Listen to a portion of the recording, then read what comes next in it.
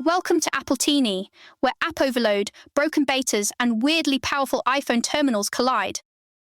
The app world is getting crowded in the least charming way possible.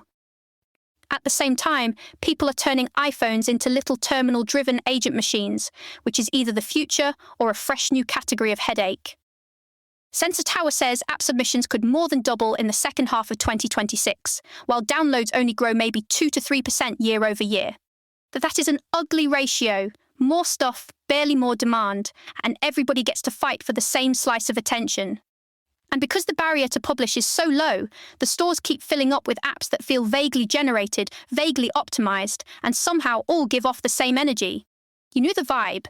A bunch of release notes trying way too hard to whisper, secure and private by design, even when the app doesn't even have a server component.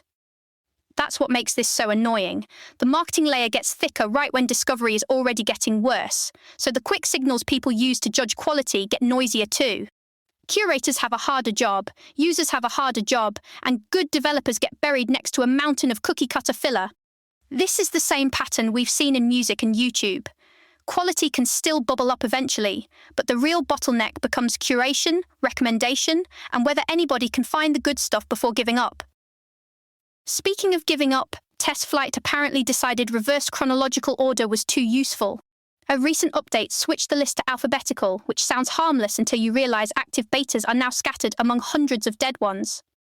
People are talking about scrolling through 700, 800 betas on a phone. In TestFlight, absolutely cursed behavior. And because the UI slows down when the list gets huge, it isn't just annoying, it's physically tedious.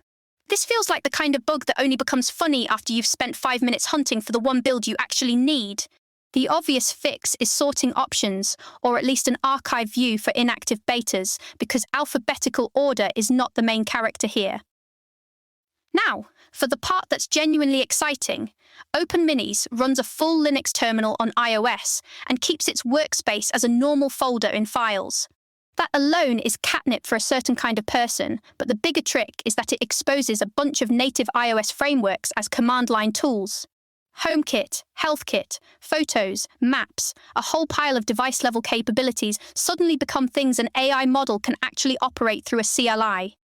So instead of shoving giant blobs of JSON around, an agent can query temperature sensors, make a visualization, automate reminders, and manipulate files in a way that's faster, leaner, and easier to debug. That matters because command lines are ridiculously token efficient compared with verbose app intents, and they tend to fail in ways humans can actually inspect. Open Minis also hooks into shortcuts and can run in the background for up to 2 minutes, which opens the door to little practical automations. Stuff like refreshing an MCP auth token on a Mac Studio, or summarizing recent sessions and saving new skills, all from an iPhone setup that sounds a little absurd until you realize it's useful. And the bigger idea here is hard to ignore. If Apple ever built proper system-level CLI bridges for app intents, you could get these benefits across the OS instead of hiding them inside one clever app. But yeah, of course there is a catch. There is always a catch when the words AI agent and system access show up in the same sentence. Even if the agent lives inside an app sandbox, the second you give it a built-in WebKit browser and let it fetch remote content, you're back in prompt injection land. Classic web-based attack surfaces, classic malicious content problems, classic moment where everyone remembers that reading the web is not a neutral act for an AI. Open Minis does mitigate some of the scary parts by encrypting environment variables and tokens, which is good and necessary. But that doesn't solve prompt injection, and it doesn't magically settle the bigger question of how much native-level CLI access to system frameworks should be allowed without tighter auditing or constraints. Sandboxing helps, it absolutely helps. It just doesn't answer everything once agents start touching real device features in more powerful ways. And this is where Siri looks especially awkward. Right now, the AI version reportedly leans on a huge system prompt that feeds JSON app intents into a distilled Gemini model, which is a very complicated way to build something you want people to trust. The problem with prompt-heavy JSON intent plumbing is that it's brittle. Models hallucinate, ignore instructions, or get confused by the scaffolding. One real example, Siri offering to copy text to the clipboard even after the user had explicitly said no. That's not a tiny miss, that's the assistant whiffing on a basic boundary. So when people argue that CLI style patterns are cleaner and more reliable, I get it. Fewer tokens, less ceremony, more inspectable behavior. It sounds a lot less haunted.